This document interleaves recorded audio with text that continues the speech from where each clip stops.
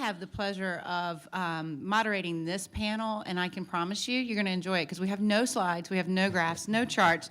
We will not talk about FTEs, TRBs, or anything along those lines. We will talk about CEOs and CPAs, and I have two distinguished leaders beside me, and so I'll get to them. But you know, we do have a great foundation that has been laid for us this morning in talking about campus financial management.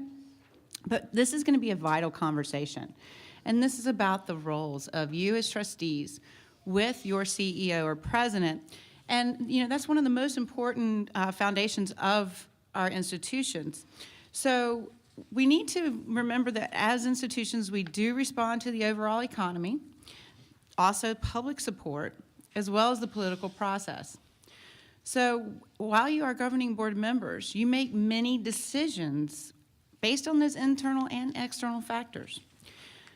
So again, this morning we've heard about how each of the 50 community college districts are unique in demographic and economic demands. But we also have universal goals. And for each of our institutions, that is to provide a quality and affordable education to all of our students to ensure that they succeed. So therefore, your boards must establish the budget priorities that best serve your local communities. And again, the leaders on this panel will give their perspective as leaders of their institutions here in Texas. So I'd like to first introduce Dr. Bruce Leslie. He is the chancellor of the Alamo Colleges in San Antonio, where he oversees 5 colleges, a $300 million budget, and a student enrollment of over 60,000 credit and another 30,000 continuing education students each semester. Prior to his leadership at Alamo Colleges, he served as the chancellor of Houston Community College System and also of the Connecticut Community Technical Colleges, a state system of 12 institutions, and president of Onondaga Community College in Syracuse, New York. He earned his bachelor's from Baldwin Wallace College in Ohio, his master's degree from Sam Houston State University, and his PhD from the Community College Leadership Program at the University of Texas. He serves and continues to lead many nonprofit boards and other programs within San Antonio, but he's also been on the National Board for Council for Adult and Experiential Learning, or CALE, and also at the Gates Foundation National Metrics Project. He's received numerous awards and has been named a distinguished alumnus of the University of Texas at Austin in 1990. To my left is Dr. Pam Anglin. She is the president of Paris Junior College. She's served since 2003 in her role and previously served as the executive vice president and chief financial officer at Grayson College and the chief financial officer at Blinn. She began her higher education career as a business officer at Texas Christian University. Her education includes an Associate of Science from Grayson County College, so one of our community college leaders, a Bachelor's of Business Administration from Texas A&M University, an MBA from Texas Christian University, and also her doctorate from Baylor University. And in her tenure at Paris Junior College, they have many awards, including the twice named as one of the 50 fastest growing community colleges in the nation, and awarded the 2012 Excellence in Education Award from the Texas Association of Business. And I think it's important that we note that as a CPA, she can help us kind of rein in the leadership role and balance it with what our accountants have noted this morning. So I'd like to start our conversation with you, Dr. Anglin, in talking about governing boards and the partnership with their CEOs and supporting the overall mission of educational excellence. What do you see as the trustees' fiscal management responsibilities? I first pulled the Texas Education Code and the Texas Administrative Code to look at legislatively what are the fiscal roles of a trustee or regent. And it is setting a tax rate, setting tuition and fees, approving an annual budget, approving the purchase or sale of real property, making sure there is an independent auditor hired to do an independent audit of the institution every year, and approving a depository. So the legislatively, those are your roles. But basically, you serve as in a fiduciary role to make sure that institution is fiscally sound for the long term. But those are your roles as a board member. And Dr. Leslie?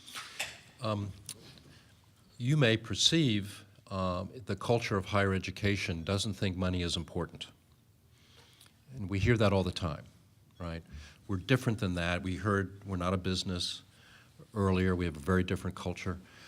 And there is an argument made all the time that it's not about the money. It's about what we teach. It's about shared responsibility for addressing the needs of the institution. Well, that's true, but it is about the money. Yeah. And we all really know it. We just don't want to say it. It's about the money because, as truth be told, that's what funds what we do. Pretty obvious. But it's also about the strategic direction of the institution. Where you place your money is where the institution's going to go. Or where you don't place your money is where the institution will not go, unless they can find other money. And to some extent, unfortunately, we've become pretty good in higher education to find other money, usually grants. And that means for 3 years or so, we're going to go in some direction, and as soon as that grant ends, then we stop going there, right? So the fiduciary responsibility for a board, in my view, is about really understanding two things. What is the strategic direction that we have a responsibility to lead this institution in as the stewards of the public? And secondarily, what behaviors do we want to change? That point was made earlier, but in passing. I think Diane made that point in passing. It is critical because a big part of your job, which is not in the legislation, is about culture. It's about changing culture today, increasingly so. It's not preserving culture, it's changing culture. Michael said earlier that higher education is going through a dramatic time of change, and you all know that. But what you don't understand as enough, if you will, as we do in the day-to-day, is that it is affecting us in the day-to-day. And then from time to time, as has happened with the Alamo colleges, it will explode, it will surface. It will, without, frankly, your being able to control it, it will rise to the surface from time to time from sources you may not even anticipate. We're seeing that in the national spectrum right now. So, in my view, your role is what is the long-term direction this institution must pursue, and how do we make sure we're funding that? And then secondarily, how do we change this culture so that we're going to be there in the 5, 10, 15 years ahead now, as soon as possible, and not wait to react to that once it becomes clear what we're supposed to do. By the way, I need to introduce several people who are here. Clint Kingsbury is one of my newer elected trustees, and if you want to see the outcome of our commitment to student success, then you need to meet Sammy Adami, who is our student trustee. We're the only community college in Texas with a student trustee. This is our second year. Sammy is our second student trustee. That is a real commitment both by the board and by the students to place a student in that fiduciary and other role so that that culture and that strategy is, in fact, directly responsive to the needs of our students. Robert Vela is our president of San Antonio College. He's been isolated for some reason. We don't know why. He's really a nice guy, and I'm so pleased that he's here to kind of learn about this stuff as well. He's now been in that role for just a couple of years, so I'm really pleased he's here. Thank you. Dr. England, is there anyone you'd like to introduce? I have two of my regents here. I have Jenna Bowman and Bertie Gibson. I'm glad that they're here with us today. And thank you all for being here. So we've talked about the budget being a management document as well as a planning document. And allocations do align with the mission and goals. So can you tell me what you see as the individual trustee's responsibility and in analyzing your administration's budget and looking at those financial recommendations? Dr. England? Okay. I think it is looking at what the strategic goals are for the institution and making sure that annual budget is in line with those strategic goals. In our situation, we budget bottom up, and all of our budgets are tied eventually to the strategic goals of the institution. The past few years, there have been instances where we've had to shift dollars. We have very limited resources, and as we have focused on student success, and our number one strategic goal from 2010 to 2015 dealt with student success. So we have been in a position where we have reallocated resources, budget dollars, towards those student success goals. The board and the chancellor or president, and as you've heard before, must be a team. They must fully appreciate and understand and concur with the policy direction that the institution is pursuing.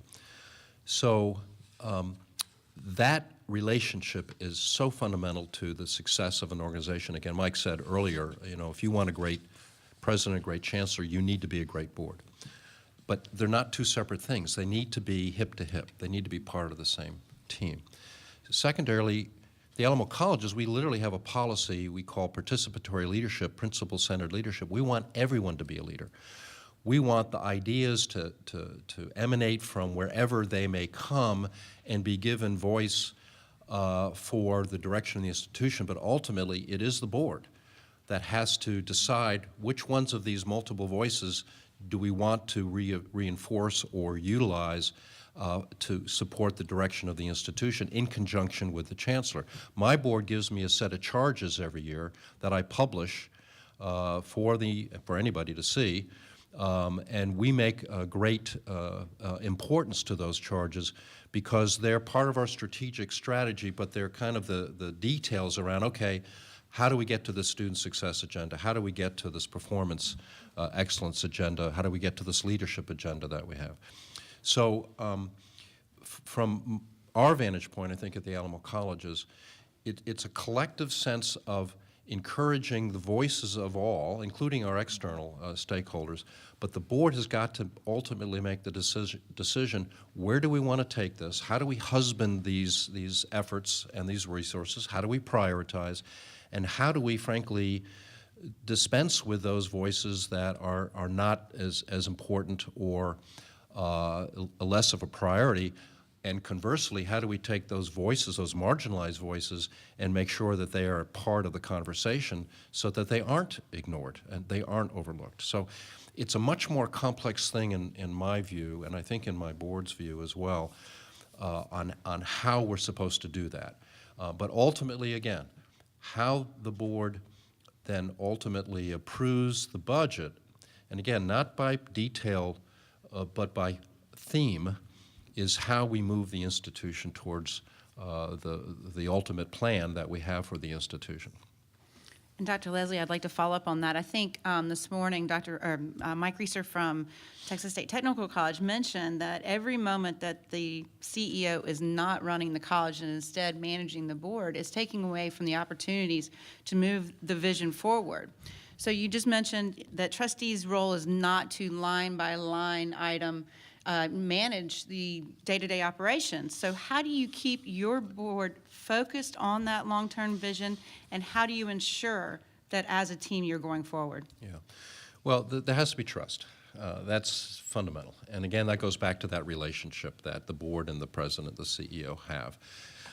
Because the board needs to trust that the leader and his or her team are in fact attending to the priorities that they have expressed. We need to be able to show it. We need to be able to document it. We need to be able to respond to any queries, whether they come from the board or from other sources, as to what they are, number one. Part of that trust is built also by a really solid internal audit process, not just the external, because that's fairly, routine, but the internal audit process provides an opportunity to really utilize the team to continuously improve the operation. So my board, before I arrived, made the decision because of of other issues they were struggling with at the time, to have the internal auditor report directly to them. And I think that was a wonderful decision. It doesn't remove me from the process. We have a wonderful relationship between the internal auditor, myself, and Diane as the chief financial officer. He's part of the team, but he also has that independence.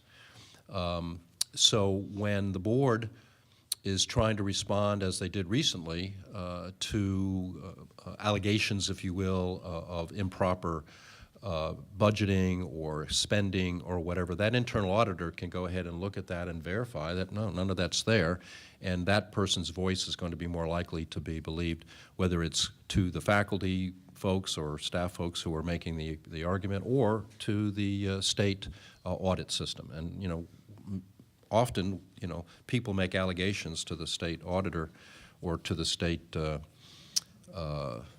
you know, financial operation, I forget what it's called, but, you know, making allegations about malfeasance, and those all have to be verified. They happen all the time, and again, it's part of the change issues that we're going through. So having that validation of professional operation is critical. The third thing we've done is we've become, and you heard Diane's response again, we have become absolutely transparent. Every check, every document, everything is accessible. We won a state award this year for our transparency at the highest level, the gold level, or platinum, or whatever it is. Because that's important for us to make sure that our constituencies have the information, and that the board, again, have the confidence that what we're saying and what we're doing is right. Now, I want to take it one step further. That trust relationship between the CEO and the board is critical. If the CEO feels always under pressure, always under attack, always being challenged or questioned, it makes it more difficult for that person, frankly, to be as open and as transparent as he or she needs to be. Because you know you're going to, you know, be subject to being termination if there's the slightest fault found. On the other hand, when you've got that good relationship and the board understands there are going to be mistakes that are going to be made, maybe not by you, but somewhere down in the organization, and when those mistakes occur, we fix them. We don't use it as a way of getting rid of the president. So that's a critical part of the relationship that has to exist between the board and the board individual members and the CEO. Dr. Anglin, I hear there's a lot of accountability. Can you put your perspective for this? Because, you know, not just laws, but there's also board policies. Can you talk about accountability? Okay.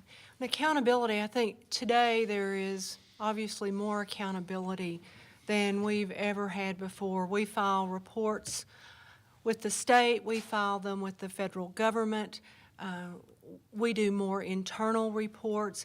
We provide more data than ever before. So there is more accountability. We're looking at data from different directions. We have reports with virtually the same information being asked for in two different ways from different state agencies. And so more accountability than ever before. I think internally and with the board, making sure the board is aware of the various reports that we file with state and federal agencies, and then providing data on a regular basis to the boards so that the board sees the different types of data. I think what you saw earlier this morning, good examples of historical data with student success points today, providing that information to the board, student achievement targets that we're required to have for SACs, showing that data on a regular basis. And where we are today, I think all of that starts linking together. Our student achievement targets and showing that data to our board, very similar to the student success points. So it's linking that data and providing reports to board members so that you see that we are being held accountable and we are open to that, and we are filing reports regularly to state agencies, to federal agencies, to show how we're allocating our resources. So Dr. Leslie mentioned culture earlier, and of course that influences accountability. What structures or systems or programs do you have at your college that maybe help a new trustee to understand their role? I'm sure your college provides certain tools. Can you describe those? Sure. Before I do that, let me just kind of piggyback on Pam's point. Higher education is more heavily regulated than any other system in our country today. And I share that with you because I want you to understand the context. All of the issues around the value of higher education that are being challenged today, all of the issues around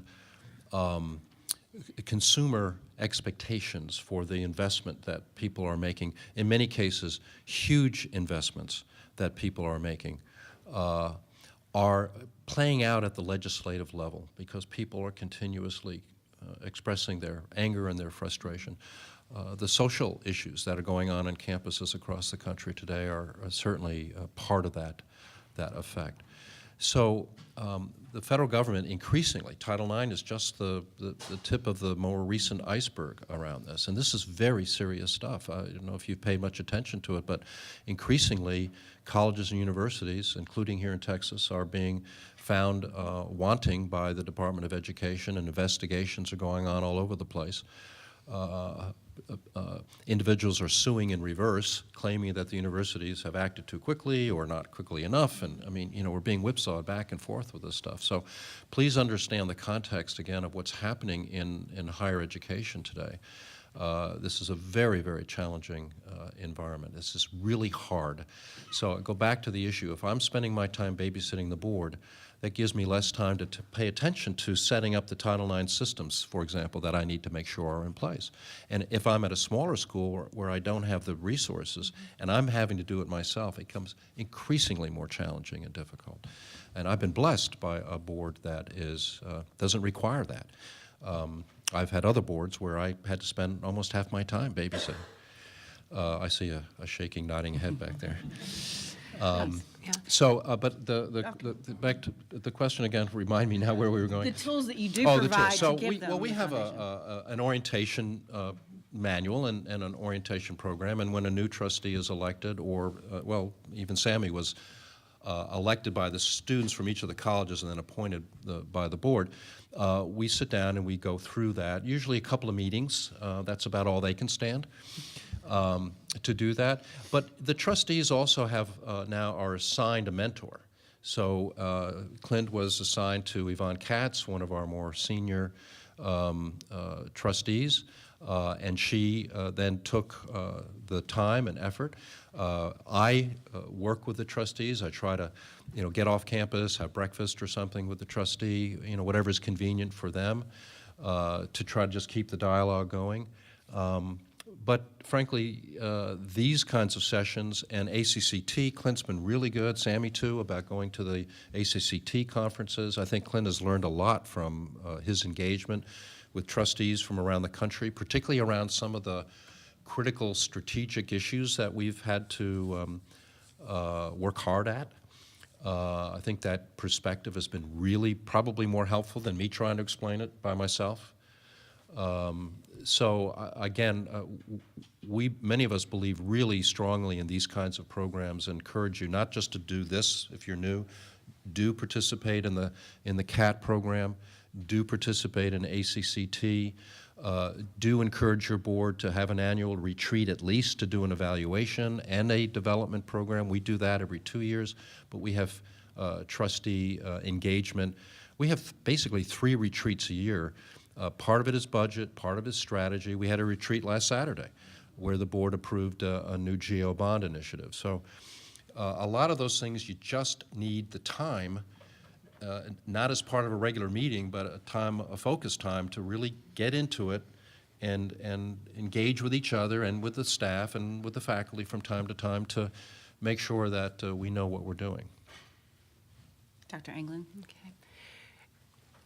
When we have new regents, I spend some time with them doing a financial orientation, and at that time I provide them copies of all of our financial documents and other documents, starting with a fact book showing all of the historical informations, enrollment trends, financial trends of the institution, moving into a budget workshop booklet that again shows kind of the preparation of the budget, and then moving all the way to monthly financial statements, to independent audit at the end of the year, to where we talk through those documents to where they can see how they all fit together and how we go through a year financially, and that the documents that they would need to be familiar with. We reinforce that every year at the beginning of our budget workshop, and looking at all of that historical data and kind of seeing how financially things have transpired over the years at the institution, and then looking at the documents that have been put together to plan, all the plans that we have for the future. When you get into facilities planning, we have roofing plans, we have deferred maintenance plans, we have long-term master plan. So it's familiarizing Regents with all of those documents and then reinforcing where we are in each one on an annual basis. Well, thank you. And Dr. Leslie mentioned new as well as experienced trustees. So regardless of your time on the board, our funding mechanisms and the environment that we're in is certainly changing. So thank you for mentioning the professional development as being a continuous improvement opportunity for trustees. Whether you are new or a long experienced trustee, there's a lot of different issues. So let's tie the portion of state allocation that was mentioned this morning about performance-based funding. Let's tie it to something fun before we end here, and that is our students. And if our trustees are here, you're really concerned about the outcome and the goal of our students, which is academic excellence, whether it's to transfer to another university or to get a high-paying career. So let's talk about tying student success to performance-based funding and what you are doing as colleges to ensure that the trustees' final goal is success of our students. Dr. Leslie? I've become a real advocate of models. I think higher education has not done enough. You know, our culture is, get a bunch of people in a room and debate for 9 months, and then, one person opposes and it dies, and then you start it all over again. We have had that culture. We can't survive with that culture anymore. It's part of what I'm talking about in terms of the change. So you heard Diane talk about we're a Baldrige institution. Board adopted 3 policies that we call the Alamo Way. Student success, which is based on achieving the dream, because we were one of the beta sites for that program and believe strongly in it. Principal-centered leadership, I mentioned that. We have a very, very strong relationship with the Franklin Covey Company, and we're using a number of their tools to build leadership both among our students. That's one of the outcomes that we're leading towards. And we now have a way to certify students that they have these leadership skills that can be transcripted and taken to an employer. And employers are thrilled with this. And then the performance excellence, that's the Baldrige side of things. And we use several tools there. But the whole point is that we have the whole institution now being trained, utilizing these tools. The language now is common. It's wonderful to hear faculty who say, we're not a business, we don't talk business, talking about lead and lag indicators and our WIG versus the whirlwind and these kinds of things. And everybody understands what we're talking about, and we're honing in on our primary, wildly important goal, WIG, is increasing degrees and certificates, and we've now had over 100% increase in the last few years in degrees and certificates, because the whole organization is working towards that outcome. The board is intimately involved in it. They are part of monthly presentations from faculty and staff teams about how they're pursuing our 4 disciplines of execution model. They're aware of what we're doing on the Baldrige side. They're seeing the teams of employees who are solving systemic problems that exist in the institution. We provide regular charts to the board as to the status of the various initiatives and projects that we have. We've developed now a strategy map. I'm really excited about this one. It is now mounted in the boardroom so that every time somebody's in there, they can see our strategy map, and not only what our priorities are, but what the metrics are that we're using to measure our progress in achieving. Each year, the 5 presidents come before the board over a 5-month period and give a formal report on how they've moved the metrics, how they are addressing the key indicators that the board has adopted as policy. Again, policy, all right? So we've got an increasingly well-designed model that is allowing us to really focus and really be disciplined and really be attentive to those things that are most important, so that all those spurious things that wash on us all the time aren't going to disrupt us and aren't going to get us off course. And that's been one of the things that I've been most excited about. Dr. England, you're also in Achieving the Dream School, so can you talk to us? That's right. For a number of years, we have focused on student success, and the board chose to set that as our number one strategic goal. But we came in to Achieving the Dream as a self-funded institution back in 2006, and that was a message to our whole community at the college and in our service area that we were focused on student success, that our board was willing to reallocate resources so that we could have the resources to pay to be in Achieving the Dream. And we are now a leader college. We're named a leader college this year. And then most recently, we were accepted as one of the 4 community colleges selected out of Texas to participate in the AACC Pathways project. So our focus on student success, I think, is being recognized, and we're excited about being able to move forward, and we understand that there will probably be some additional reallocation of resources to participate in the Pathways project. And already looking at it, we know that we're going to have to adjust our advising model.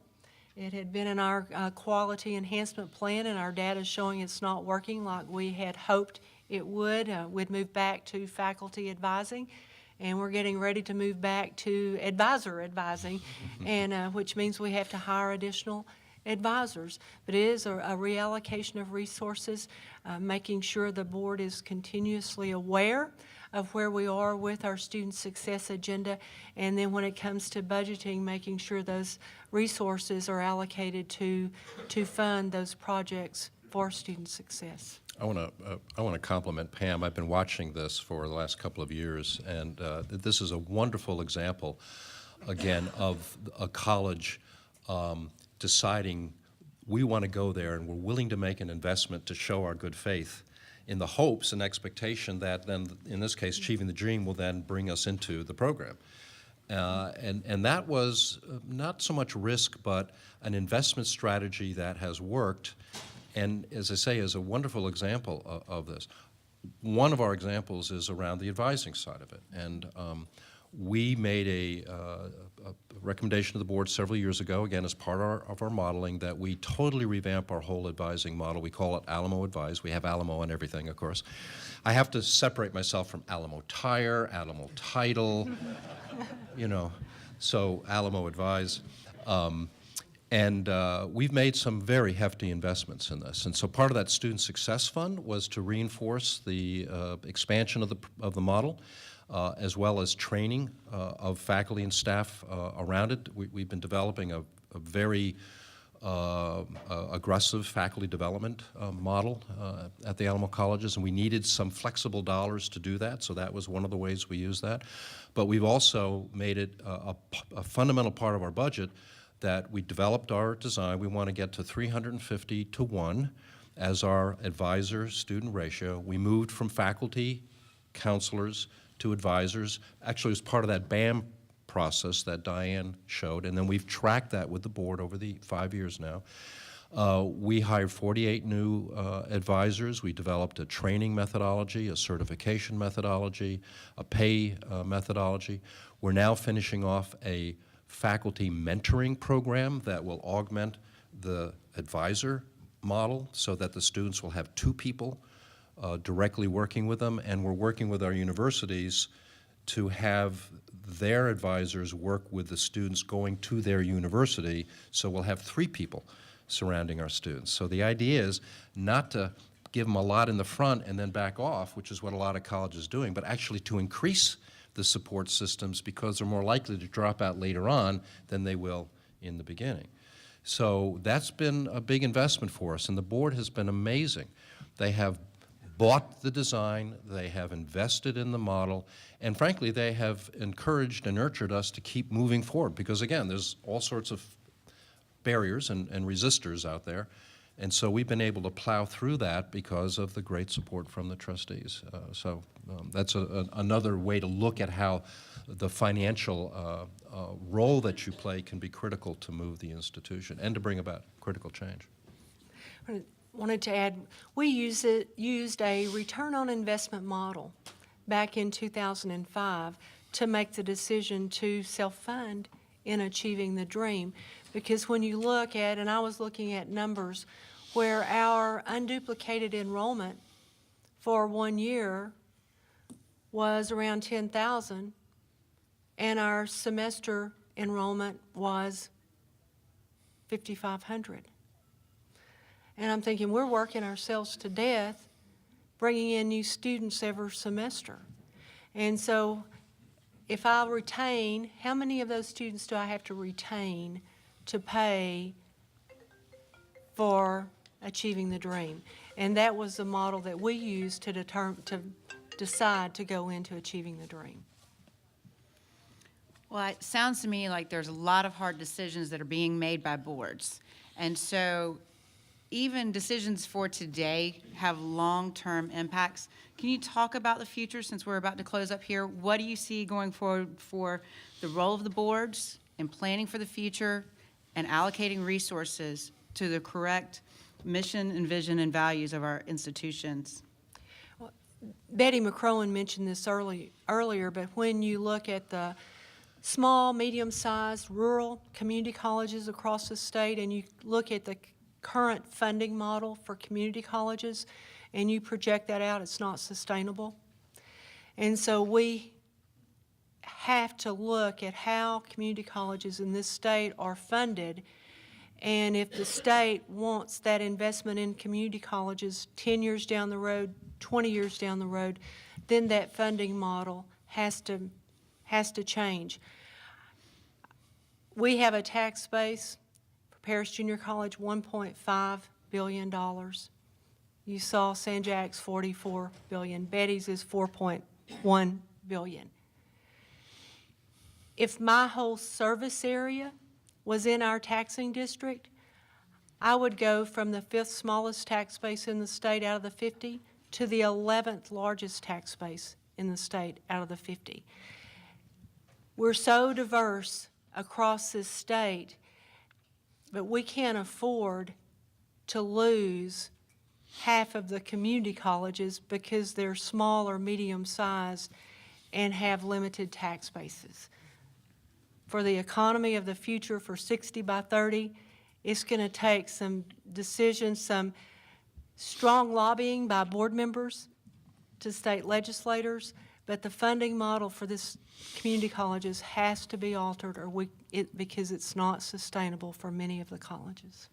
We appreciate that perspective, though, because you are one of the small colleges, so it's nice to have that perspective. Can you provide them the other side? The other side of what? The other side of being a small, she's Oklahoma. I think as things emerge, the better boards, and again, I appreciate Mike talking about a great board is going to attract great leaders. The great boards are going to be those that are in more obvious, deep relationships with the president, chancellor, and his or her team, including the faculty team members and student and staff team members. That principal-centered leadership, participatory leadership model I spoke about. I love the fact that I have a board that is an activist board. Again, we try to separate policy from micromanaging, absolutely. But there's a place in the middle there. And a great example is Clint and Sammy both. This last year, Sammy's predecessor, Jacob, who was here a year ago, we came out of the Board of Trustees Institute, you know, the Santa Fe thing. I think, how many of you have done that here? Okay, a few of you have. So the rest of you should be aware. I assume your institution will be invited. They decided on a strategy we had already begun, but they wanted to give it greater emphasis. And last summer, Clint and Jacob literally went out to the 5 campuses and met with the faculty and the staff to basically promote this model. I mean, normally I would have done that and said, that's not your role, but they went out and they did it. And I trusted that they were going to tell the story as we had agreed and were becoming passionate about. That was really important in the organization understanding this isn't just Bruce You know, this isn't his wild idea. You know, he didn't just come back from a conference and say, I want that. I do that a lot. This was something that we had been putting a lot of thought in. That is, in fact, we've had Davis Jenkins on the college a couple of times to help, you know, frame the reasons behind Pathways model. And so the Alamo Institutes, paired with the Alamo Advise, is our model. We're also part of that AACC program. We're very excited about it. But we've been moving very deliberately down this line. So my point is that I do my best to try to partner with my trustees. When I first came here, I had some issues at some of our regional locations, high school and some communities that were unhappy with us. I brought my trustees out. And they actually, as fellow elected officials, when talking with a mayor or talking with a county judge or talking with a school board, were very effective. And we resolved those issues really well. Now, I'm blessed because I have some trustees who are able to make the time. Not every trustee is capable of doing that because you guys are working, you know, too. But I've really worked hard to engage my trustees as part of the team to do the work that we need to do, because I can't do it by myself. And frankly, if they are involved, they're now owning it too.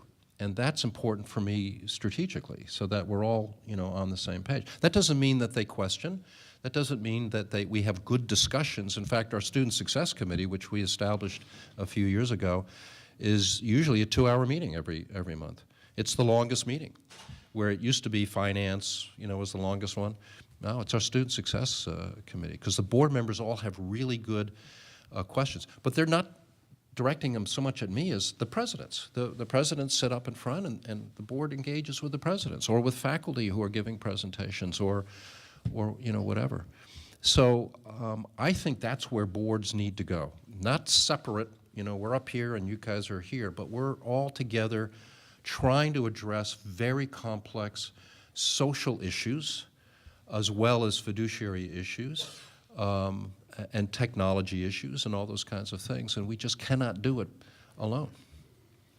Well, thank you, and I know we're going to be working together, and my reference, I know that Dr. Englund was kind of pointed out by a senator in the last session that she probably needs to annex Oklahoma in order to improve her service base. So we appreciate the role of the presidents and the trustees, and we look forward to working together.